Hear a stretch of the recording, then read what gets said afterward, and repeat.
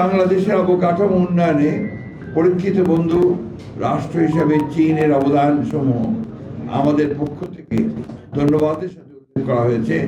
Bundle থাকলে প্রতি সেনমানিতে টাকা বাঁচবে। বিকাশ সেনমানি বান্ডেল কিনে জিতুন প্রতি লেনদেনে। এবং ধারাবাহিকতায় আগামীতে ডিজিটাল প্রযুক্তি, সেমিকন্ডাক্টর, নবায়নযোগ্য জ্বালানি, মেডিকেল ও উচ্চ স্বাস্থ্যসেবা, উচ্চশিক্ষা, যোগাযোগ, আধুনিক কৃষি প্রযুক্তি, এসএমই বিজনেস, ব্লু ইকোনমি, উন্নতর প্রযুক্তি হস্তান্তরের ক্ষেত্রে কূটনৈতিক সম্পর্ক স্থাপনের সুবর্ণ জয়ন্তী উপলক্ষ করে আমরা এর অধিকতর প্রায়োগিক দৃষ্টান্ত দেখার অপেক্ষা রয়েছি, যাতে আমাদের মাঝে সাংস্কৃতিক সফর বিনিময় প্রযুক্তি হস্তান্তরের মাধ্যমে সেটা আরও দৃঢ়তর হতে পারে।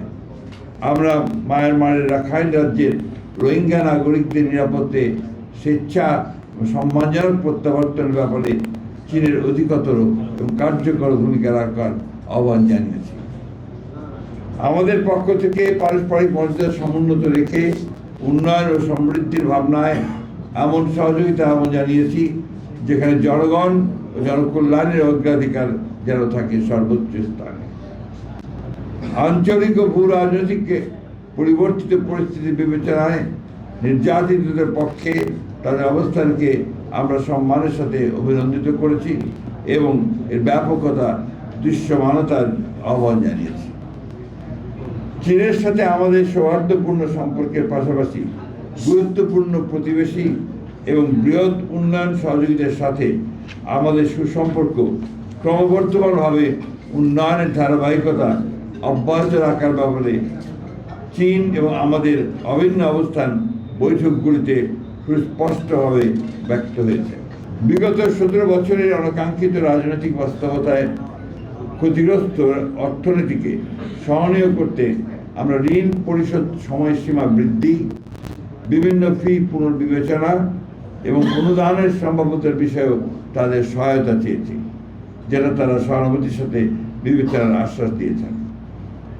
বাংলাদেশ চীন ফ্রেন্ডশিপ হাসপাতাল নির্মাণ, দেশের উত্তরাঞ্চলে উৎপাদিত কৃষিপণ্য সংরক্ষণ, রপ্তানির সুযোগ বৃদ্ধির বাস্তব পদক্ষেপ, কুনমিংয়ে 4টি বিশেষায়িত হাসপাতালে বাংলাদেশি রোগীদের চিকিৎসা সহজতর করা, চীন বাংলাদেশের স্থলপথে আন্তর্জাতিক যোগাযোগ স্থাপনের উদ্যোগ, এগুলো আমাদের আলোচ্য সূচি ছিল, যা ইতিবাচকভাবে সম্পন্ন হয়েছে।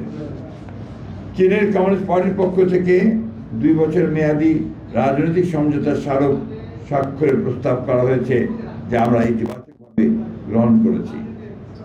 বেইজিং থেকে আমরা সঞ্জীব প্রদেশের রাজধানী জিয়াং সফরে যাই। সেখানে আমরা বৈদ্যুতিক গাড়ি প্রস্তুতকারক প্রতিষ্ঠান BYD পরিদর্শন করি। পাশাপাশি তাদের হাইটেক প্রযুক্তি পার্ক জিয়াটং বিশ্ববিদ্যালয়ের পরিদর্শনও আমাদের সফরসূচিতে অন্তর্ভুক্ত ছিল। এখানে প্রায় 50 জন বাংলাদেশি ছাত্র অধ্যয়নরত রয়েছেন। সঞ্জীব প্রদেশে কমিউনিস্ট পার্টির সেক্রেটারির সাথে আমাদের দ্বিপাক্ষিক বৈঠক অনুষ্ঠিত হয়, যেখানে আমরা উচ্চশিক্ষা বিনিময়ে তাদের সাথে গার্মেন্টস শিল্প স্থানান্তরের ক্ষেত্রে বাংলাদেশকে বিবেচনা রাখার প্রস্তাব বিবেচনা করার আহ্বান জানিয়েছি। সফরের অন্যতম গুরুত্বপূর্ণ পর্ব ছিল জিয়ান শহরের তৈরির গ্রাম পরিদর্শন, যে গ্রামবাসী সক্রিয় অংশগ্রহণে তাদের স্বাস্থ্য, শিক্ষা, বিনোদন, কর্মসংস্থানের অপূর্ব সুযোগ সৃষ্টি করেছে।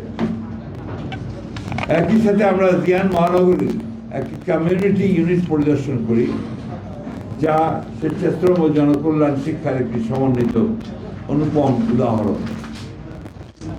সঠিকভাবে এর মাধ্যমে আমরা এই 2 ভাতৃপ্রতিম দেশের বিদ্যমান বন্ধুত্বপূর্ণ সম্পর্ককে আরও উন্নততর ঘনিষ্ঠতা করার সুযোগ পেয়েছি, যা আগামীতে আরও প্রতিষ্ঠিত হবে বলে আমরা আশাবাদী। এই সফর আয়োজনের উদ্যোক্তা হিসেবে চীনা কমিউনিস্ট পার্টি, ঢাকাস্থ চীনা দূতাবাস এবং আমন্ত্রণকারী চীন কমিউনিস্ট পার্টির আন্তর্জাতিক বিভাগকে ধন্যবাদ এবং কৃতজ্ঞতা জ্ঞাপন করছি।